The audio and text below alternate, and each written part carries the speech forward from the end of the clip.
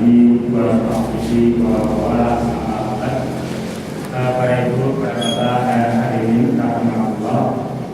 Alhamdulillah pada kesempatan ini kita masih diberi kekuatan sehingga dapat melaksanakan amal ibadah kepadanya.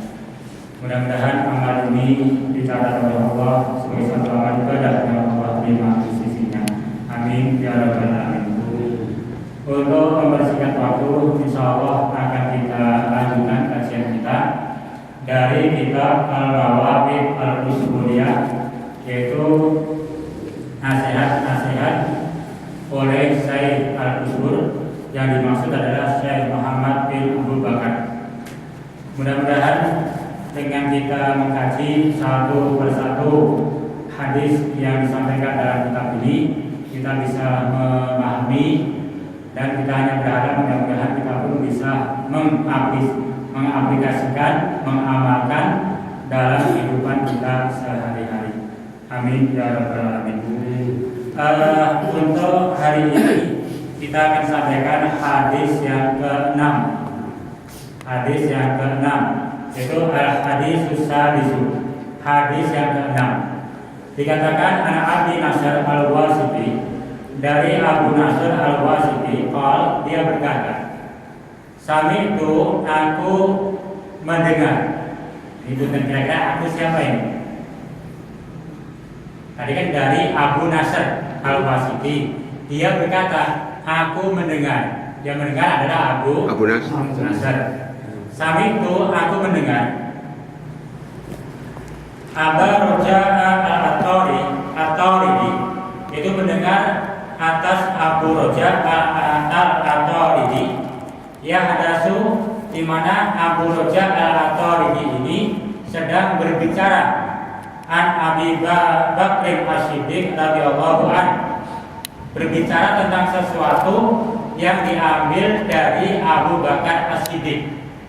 Jadi Abu Nasr berkata, aku mendengar dari Abu Roja, di mana Abu Roja ini berkata-kata atau berbicara yang diambil dari Abu Bakar As-Siddiq radhiyallahu anhu, di mana Abu Bakar As-Siddiq bercerita kemudian didengar oleh Abu Roja. Dan Abu Roja menceritakan kembali.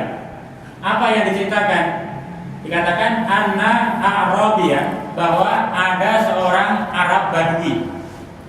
Jadi kalau Arabia dalam bahasa Arab, Arabian itu orang Arab, artinya orang Arab kota. Tapi kalau Arabian hanya beda alif. Ada Arabian, Ain, Arabian, ada Arabian.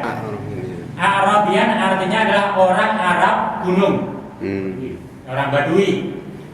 Nah, apa bedanya ada antara Arabian, Arab kota Madinah, dengan Arabian, Arab gunung? Bedanya dari sisi adab, tata krama. Yang namanya juga orang gunung. Ketika datang kepada Rasul Shallallahu Alaihi Wasallam, di antaranya diceritakan, walaupun Rasul ada di hadapannya, cara memanggilnya berbeda. Karena terbiasa di gunung. Kalau memanggil teman antara satu dengan yang lain, antara satu gunung dengan satu gunung yang lain, itu teriaknya mencabul. Iya. Keras. Lah, hal seperti ini terbawa ketika mendatangi Rasul Shallallahu Alaihi Wasallam. Walaupun Rasul ada di hadapannya, itu memanggil Rasul itu bagaikan memanggil Rasul ada di sebelah gunung. Oh iya. Jadi dikenalnya begitu. Berteriak. Maka teriakannya keras sekali. Sampai para sahabat radhiyallahu anhum, di antaranya adalah Umar bin Khattab, kalau ada orang Arab Badui ini datang ke Madinah menghadap Rasul, berbicara keras, sampai Umar, ya Rasul, izinkan saya untuk nempelin ini orang. Jangan. Ini sudah pembawaan. Jadi apa yang biasa dilakukan di gunung, ya nggak akan berubah ketika datang ke kota. Itu diantaranya kalau memanggil atau kalau berbicara di hadapan Rasul atau di hadapan yang lain, itu amat keras sekali. Artinya keras dalam pengertian suaranya melengking, terutama ketika memanggil. Itu Arabian. Dan ada orang Arab kuno, dia ila Nabi, datang kepada Nabi Shallallahu Alaihi Wasallam. Faqala, kemudian orang Badui ini berkata, Balaghani anka, telah sampai kepadaku anka darimu ya Rasul. Jadi kan orang Badui datang kepada Nabi, menghadap Nabi. Si Badui berkata, telah sampai kepadaku, telah sampai berita kepadaku, di mana berita ini datang darimu ya Rasul. Apa beritanya? Annaka taqul, bahwa engkau berkata, engkau bersabda, minal jum'ah ilal jum'ah wa minas sholah ilal sholah kafaratul lima bainahunna lima nistanabal kabair. Dia berkata, ya Rasul, telah sampai kabar kepadaku bahwa engkau telah bersabda, di mana dari Jumat menuju Jumat, dari sholat menuju sholat, ini adalah kafaroh, merupakan satu amaliyah yang bisa menghapus segala kesalahan atau dosa yang ada di antara keduanya bagi mereka yang mau meninggalkan dosa-dosa besar. Jadi ini satu kabar yang diterima oleh Badui tadi. Nah, untuk meyakinkan ketika bertemu Rasul disampaikan, apa betul ya Rasul seperti itu, bahwa dari Jumat menuju Jumat, dari sholat menuju sholat berikutnya, itu bisa menghapus dosa di antara keduanya. Misalkan hari Jumat, habis sholat Jumatan, misalkan setengah satu, nanti masuk jam 1 sampai ke Sabtu, Ahad, Senin sampai Jumat lagi. Dan antara jam 1 Jumat sampai jam 11 Jumat berikutnya, itu banyak dosa itu. Iya. Tidak di masjid, tidak di rumah, apalagi di jalan, banyak dosa. Nah, Jumat yang pertama masuk Jumat yang kedua, dosa di antara keduanya dihapus. Kalau melakukan Jumatan maksudnya. Iya. Kalau melakukan sholat Jumat. Dan terus termasuk antara sholat dengan sholat, dari subuh jam 5 pagi selesai, setengah 6 sudah berbuat dosa, itu bisa. Terus berjalan sampai jam 12 siang, dia sholat duhur, maka antara subuh sampai duhur, dosa-dosa yang ada itu terhapus. Itu kalau dia sholat maksudnya. Namun boleh sholat ya tidak, misalnya numpuk gitu. Itu maksudnya. Dan apakah hal itu benar ya Rasul? Ini dikatakan oleh orang-orang Arab Badui. Kemudian qala Rasul menjawab, qala Rasulullah sallallahu alaihi wasallam, "Na'am, iya. Betul. Antara Jumat ke Jumat, dari sholat ke sholat, ini kafaroh, bisa menghapus dosa." Betul kata Rasul. Bahkan bukan itu, summa zada, kemudian Rasul menambahkan, bukan hanya Jumat ke Jumat, bukan sholat ke sholat, itu menjadi kafar, bukan. Tapi dari Jumat ke Jumat, dari sholat ke sholat, bukan hanya sebagai kafaroh, nanti ada yang lain. Rasul menambahkan, summa zada, faqala, Rasul bersabda, al-ghuslu yaumal jum'ati kafaratun. Mandi pada hari Jumat itu kafaroh. Mandi pada hari Jumat itu bisa menghapus dosa-dosa. Kapan? Pokoknya dosa yang ada terhapuskan. Baru mandinya saja sudah bisa menghapus. Wah, kalau hanya mandi tiap pagi, bukan hanya Jumat, maksudnya mandi besar, gitu lah. Ini maksudnya mandi besar. Jadi mandi besar, mandi janabah di hari Jumat, ini adalah kafaratun, bisa menghapus dosa-dosa yang ada. Wal masyi ilal jum'ati kafaratun, berjalan melangkah untuk melaksanakan sholat Jumat, ini kafaratun. Setiap langkah demi langkah itu kafarah. Langkah kanan, langkah kiri itu menghapus dosa-dosa yang ada, kata Rasul. Wa kullu qadami minha ai. Setiap langkah daripadanya, setiap langkah menuju masjid untuk sholat Jumat ataupun untuk sholat, sebab tadi ada minal Jum'ah ila Jum'ah, minas sholat ila sholat.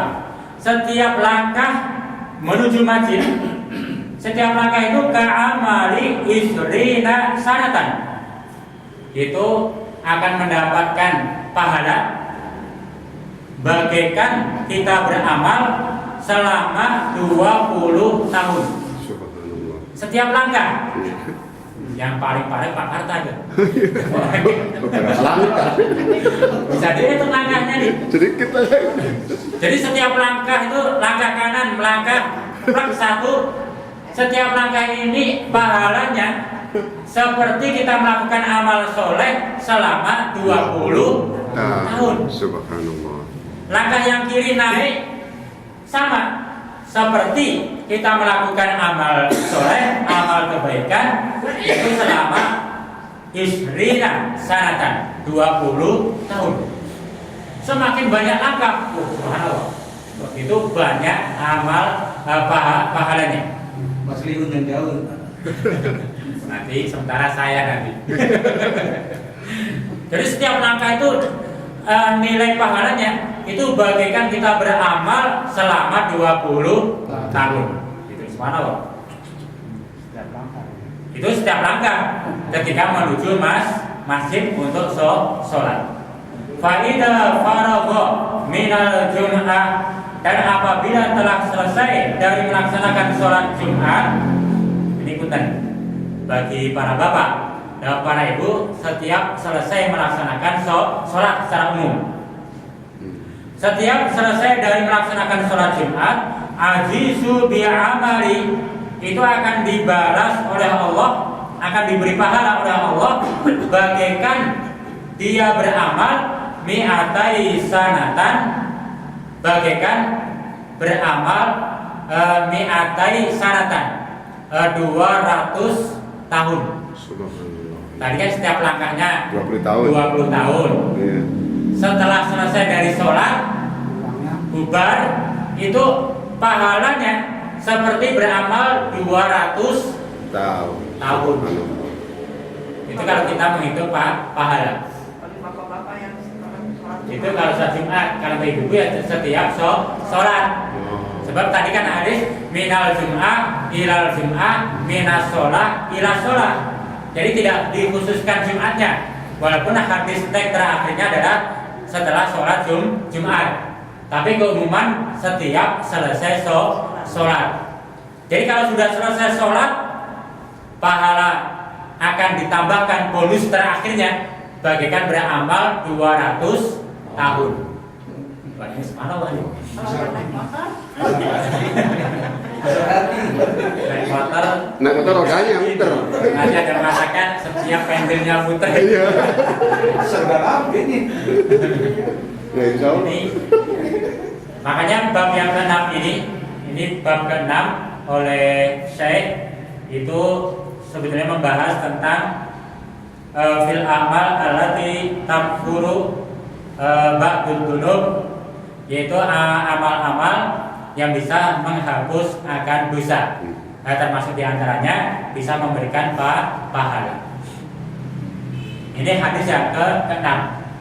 Jadi dari Jumat ke Jumat, dari sholat ke sholat, sampai mandi besarnya, sampai berjalan menuju masjidnya, sampai selesai melaksanakan kewajibannya, itu semuanya ada pahala. Nah, kalau naik motor gimana Ustaz? itu putaran rodanya. Nanti bahwa siapa yang jelas, mudah-mudahan Allah dengan segala rahmatnya Iya. bisa menghitung. Nggak jalan. Ya. Memang yang lebih utama dikatakan oleh para ulama, Afdalnya, ya. menuju masjid itu lebih utama berjalan kaki. Iya. Itu yang utama. Itu memang utama, yang paling utama itu dengan berjalan kaki. Maka di para sahabat, walaupun rumahnya jauh, ada onta, itu Tidak naik, tetap kekeh berjalan iya. kaki. Sebab melihat tekstual hadisnya. Iya, iya. Tapi ini wallahu a'lam bishawab. Yang jelas Allah Maha Rahman, Maha Alam, Maha mengetahui. Bagaimana kalau kita memakai kendaraan, Allah yang lebih tahu. Insya Allah demikian. Jangan khawatir lah. Jangan khawatir. Jelas. Penting motor saya. Ini hadis yang ke-6. Jadi tentang keutamaan satu amal soleh yang bisa membawa pahala dan bisa menghapus akan dosa. Nah, ini ada beberapa hikayat. Iya. Tadi kan hadis dari Abu Bakar As-Siddiq. Ada satu hikayat tentang Abu Bakar As-Siddiq. Ruwiyah hadis hadis Abu Bakar As-Siddiq radhiyallahu anhu. Wa dzikrahu, dan disebutkan karena adalah Abu Bakar itu tajiran waqtal jahiliyah. Jadi Abu Bakar As-Siddiq ini adalah sebagai pengusaha pada waktu sebelum masuk Islam. Dikatakan wakana sababu islamihi, tentang sebab-sebabnya dia masuk Islam, annahu ra'a ru'yan fi Syam, ketika Abu Bakar As-Siddiq sedang berdagang di Syam. Kemudian Abu Bakar fara'a fi manamihi, yaitu bermimpi, yaitu mimpi ketika berdagang di negeri Syam. Apa yang dimimpikan? Anna syamsa wal qamar yakunani fi hijri, bahwa dalam mimpinya Abu Bakar melihat matahari dan bulan itu berada di bilik kamarnya. Ya, jadi matahari, bulan berada di bilik kamarnya dalam mimpinya. Fa khadahuma biyadihi, kemudian oleh Abu Bakar diambillah bulan dan matahari itu, dipegang, diambil. Wa damahuma ila sadrihi, kemudian dicamkan di dalam hatinya. Matahari bulan diambil, masuk ngambil bulan matahari, kan mimpi. Iya. Iya. Tadi kan sedang mimpi. Iya, kisah ini. Ya. Mimpi kisah. Kan dikisahkan Abu Bakar sedang berdagang di negeri Syam, kemudian pada satu malam bermimpi. Mimpinya adalah matahari dan bulan ada di dalam kamarnya. Kemudian diambil oleh Abu Bakar dan dimasukkan dalam hatinya. Kemudian walu bisa alaihi maridaahu, Abu Bakar memakai bajunya. Falamma intabaha, kemudian ketika Abu Bakar memasukkan matahari dan bulan dalam hatinya, ada rasa ketakutan, ada rasa khawatir. Ini apa? Ya, jadi setelah bangun itu ada rasa kekhawatiran, ada rasa ketakutan. Kemudian dhahaba ila rahibin Nasara, Abu Bakar pergi ke rahib Nasara, ke pendeta Nasrani. Yas'alahu 'anir ru'ya. Untuk apa? Untuk bertanya tentang mimpi itu. Fahadar. Kemudian Abu Bakar mendatangi rahib tadi. Wa qala ar-ru'ya. Kemudian Abu Bakar berkata tentang mimpinya. Wa talaba minhu at-takbir. Kemudian Abu Bakar meminta takbir tentang mimpi itu. Diceritakan, saya tadi malam mimpi ini. Apa itu maksud mimpi itu? Kata Abu Bakar kepada rahib tadi. Faqala rahibu, kemudian berkata sang rahib, min aina anta, dari mana engkau? Si rahib belum kenal ini. Bertanya, dari mana engkau? Qala min Makkah, saya dari Makkah. Qala, berkata si rahib, min ayyi qabilatin, dari kabilah mana engkau? Qala min qabilatin Tin, saya dari kabilah Tin. Jadi di Arab itu ada marga, ada kabilah. Lah Abu Bakar itu dari kabilah Atim, ya, Atim. Qala, kemudian dikatakan lagi, wa ma sa'nuka, Kemudian engkau dari Makkah menuju Syam ini, apa yang kau kerjakan? Qala at-tijarah, yaitu berdagang, kata Abu Bakar. Qala, kemudian dari data-data yang ada, kemudian Rahib memberikan jawaban. Qala, saya khruju fi zamanika rajulun Hashimi, bahwa akan datang pada zamanmu yaitu seorang laki-laki dari kabilah Hashimi, yaitu marga Hashim, yaitu marga Hashim. Faqala lahu, maka dikatakan kepada Abu Bakar, namanya adalah Muhammadun Al-Amin.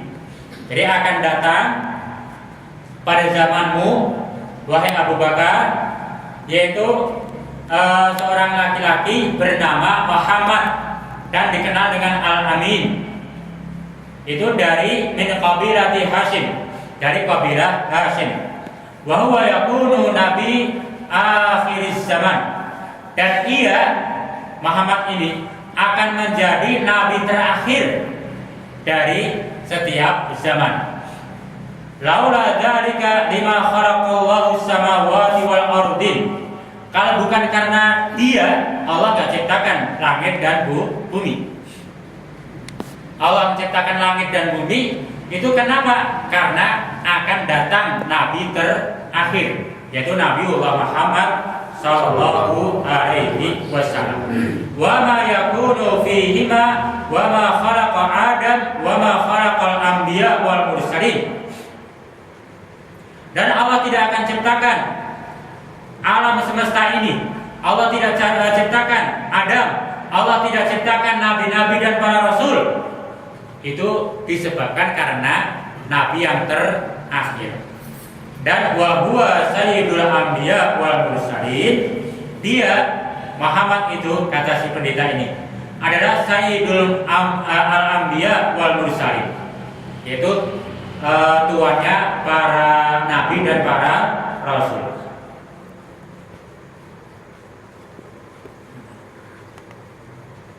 Wa khatimin nabiyyin, dan Muhammad itu, nabi yang terakhir itu adalah penutup para nabi. Wa anta, dan engkau, kata si rahib, engkau ya Abu Bakar, tadkhulu fi islamihi, engkau akan masuk ke dalam agamanya.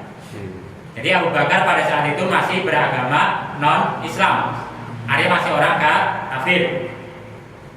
Ketika mimpi bertanya kepada si rahib, rahibnya ini rahib dari Nasara, kemudian disampaikan takbirnya sampai terakhir dikatakan, engkau ya Abu Bakar nanti akan masuk ke dalam agamanya, yaitu agama Islam.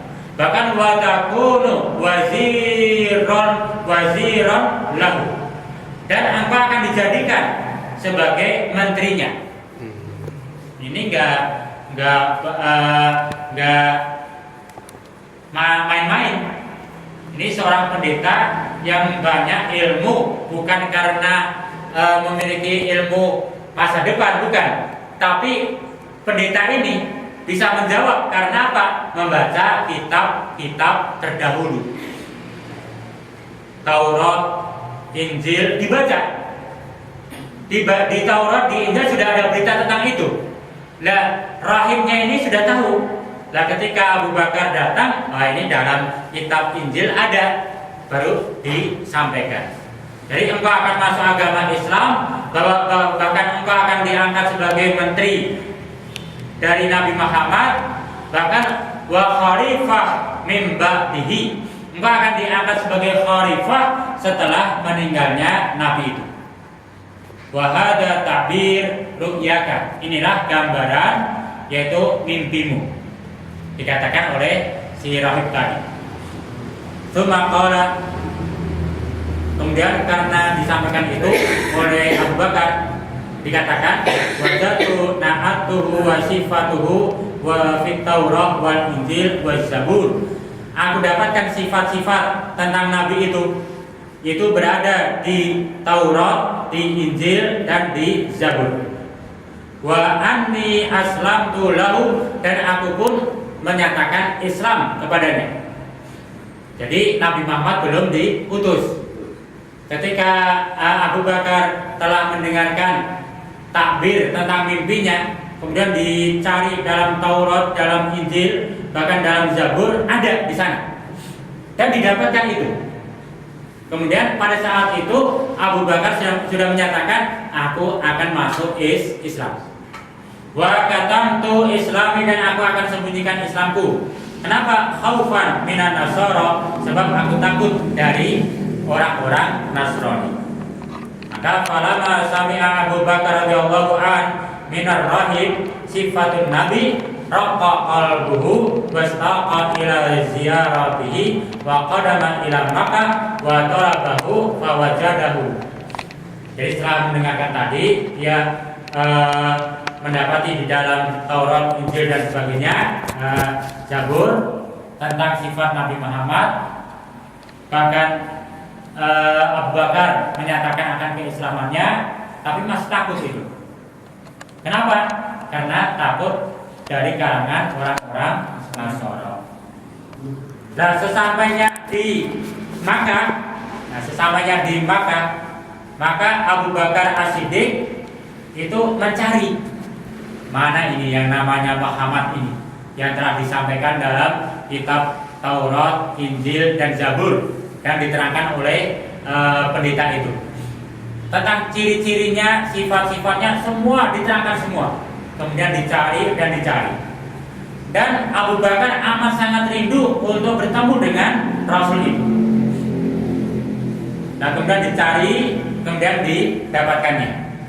Wa kana yuhibbuhu la yusbiru sa'atan min ghairi ru'yatihi. Dicari, kemudian ia dapatkan itu Nabi. Setelah ia melihat Nabi, karena yuhibbuhu, melihat Nabi saja sudah ada rasa senang. Kemudian ingin bertemunya ke Nabi itu sampai-sampai la yusbiru sa'atan, tidak mau tertinggal walaupun hanya sesaat. Setiap hari ingin bertemu dengan Nabi. Terus ketinggalan sesaat saja tidak mau. Itu sifat Abu Bakar As-Siddiq, yaitu ketika ingin bertemu dengan Nabi. Kalau sudah inginnya ketemu. Saking cintanya kepada Nabi, ketika muncul kangen, ingin ketemu. Gak apapun tinggalkan sudah. Ini subhanallah. Kemudian setelah lama bertemu dengan Nabi, tapi Abu Bakar masih menyembunyikan keislamannya, tapi terus bertemu dengan Nabi. Nabi pun juga melihat ini ada Abu Bakar, tahu ini ada orang sudah lama duduk dalam majelis Rasul. Kemudian Rasulullah Shallallahu Alaihi Wasallam, kemudian Rasul bertanya pada suatu hari, ya Abu Bakar, qala yaumin tasiru ilayya, setiap hari engkau selalu datang kepadaku. Wa tajlisu ma'i, dan engkau telah bermajelis bersamaku. Lima la taslim. Ini Rasul belum tahu kalau Abu Bakar sudah Islam, tapi masih menyembunyikan. Tiap hari datang kepada Rasul, setiap hari datang di majelis Rasul. Sampai Rasul akhirnya bertanya, ya Abu Bakar, setiap hari engkau datang kepadaku, setiap hari engkau datang di majelisku, kenapa engkau belum masuk Islam engkau? Kenapa belum menyatakan keislaman? Maka Abu Bakar radhiyallahu an, kemudian Abu Bakar radhiyallahu an berkata, "Lau kunta nabiyyan, kalau engkau memang seorang nabi, fala budda laka minal mukjizat, engkau pasti memiliki mukjizat." Jadi tanpa mukjizat pun Abu Bakar mendengar tentang sifat nabi dari sang rahib sudah Islam itu, tapi masih disembunyikan. Ketika ditanya Nabi, ya Abu Bakar, mengapa engkau belum masuk Islam? Pada hatinya, saya itu sudah masuk Islam. Tapi untuk meyakinkan, ketika ditanya oleh Nabi malah berkata, kalau memang engkau sebagai Nabi, pasti engkau memiliki mukjizat. Nabi alaihissalam, maka kemudian Nabi menjawab, "Amma takfika al-mu'jizat allati ra'aita fis Syam?" Tidakkah cukup untukmu sebagai mukjizat bagiku ketika engkau berada di Syam? Abu Bakar nggak pernah cerita kepada Nabi tentang mimpinya di Syam, tapi Nabi sudah tahu gitu. Loh, apa nggak cukup ketika engkau berada di Syam, engkau bermimpi tentang ada matahari dan bulan ada di kamar dan engkau ini, apa nggak cukup itu sebagai mukjizat? Bahkan wa'abaraha ar-rahib, tidakkah cukup sebagai mukjizat sehingga engkau mau masuk Islam tentang takbirnya sang rahib tadi, itu sang pendeta Nasara itu Abu Bakar nggak pernah menceritakan, Nabi sudah tahu. Maka dengan kabar ini atau perkataan Rasul ini, akhirnya Abu Bakar percaya itu sudah menjadi mukjizat Nabi. Maka faqala Nabi alaihissalam, falamma sami'a Abu Bakar radhiyallahu ta'ala an qala asyhadu an la ilaha illallah wa annaka rasulullah wa aslama wa husnu islamihi. Maka Abu Bakar langsung mengucapkan syahadat, asyhadu an la ilaha illallah wa asyhadu annaka rasulullah. Dan Abu Bakar subhanallah sejak Islamnya ini itu sebaik-baik dalam beragama Islam, terutama dari sholat berjamaah, dari kedermawanan, sedekah. Ini tidak ada yang menandingi para sahabat-sahabat yang terdahulu. Tidak ada yang menandingi. Bahkan dalam satu riwayat, Abu Bakar dan Umar selalu berlomba-lomba untuk datang ke masjid lebih awal. Itu sampai berlomba-lomba. Sejak menyatakan keislamannya, para sahabat dikatakan hampir-hampir tidak pernah ketinggalan takbiratul ihram. Yang pertama.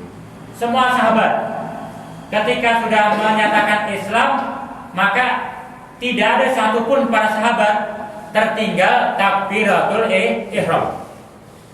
Bahkan ada dikatakan oleh Abu Darda radhiyallahu an, sejak kami masuk Islam tidaklah dikumandangkan adzan kecuali kami sudah siap untuk sholat.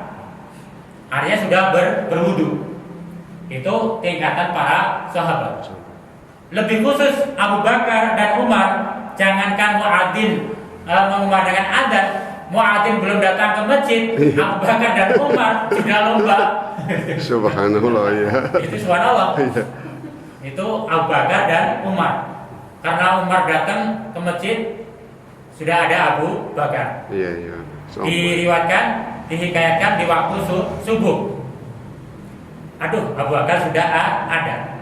Wah, besok lebih pagi lagi. Datang Abu Bakar, ada lagi. Terus begitu. Dan akhirnya nyerah. Itu Umar bin Khattab. Ini subhanallah. Itu memberikan gambaran bahwa satu, Abu Bakar radhiyallahu anhu ini ketika masih dalam keadaan jahiliyah, masih dalam keadaan kafir, walaupun kafir itu banyak amal kebaikannya. Dia membantu orang lain, termasuk amal-amal soleh yang lain itu banyak sekali. Itu Abu Bakar As-Siddiq ini. Tapi karena dia belum masuk Islam, pahalanya tidak ada. Sehingga orang beramal soleh, beramal kebaikan, ketika dia tidak beragama Islam, itu hanya mendapatkan pujian oleh manusia. Tidak mendapat pahala di sisi Allah. Itu satu. Tapi ketika Abu Bakar As-Siddiq masuk Islam, maka amal-amal solehnya itu diberi pahala oleh Allah Subhanahu wa ta'ala. Bahkan bukan ketika masuk Islam saja. Amal-amal soleh Abu Bakar ketika masih dalam keadaan kafir pun akhirnya diberi pahala oleh Allah Subhanahu wa ta'ala. Itu kemurahan Allah ta'ala. Jadi gambaran orang kafir atau orang Yahudi, orang Nasara, dia banyak amal soleh, banyak melakukan amal ibadah, tapi amal ini tidak mendapat pahala. Tapi setelah masuk Islam, amal-amal terdahulu itu pun akan diberi pahala oleh Allah Subhanahu wa Ta'ala. Jadi bukan mulai dari Islam dia mendapat pahala, bukan, tapi dari dahulu pahalanya kemudian diberikan. Itu satu keutamaan kemurahan Allah Subhanahu wa Ta'ala. Sejak masuk Islam, maka amal-amal terdahulunya itu mendapatkan pahala. Dan masih banyak gambaran atau pelajaran dalam kisah ini. Kisah yang kedua, subhanallah, sudah masuk Isya. Hampir setiap lagi. Nanti kisah yang kedua kayaknya juga asik sekali, yaitu tentang penyembah api, yaitu orang Majusi. Ya, dua orang, yang satu masuk Islam, satu belum masuk Islam. Nanti insya Allah kita sampaikan pada pertemuan yang akan datang. Insya Allah jamnya benar, insya Allah. Mungkin ada pertanyaan dulu dari sini.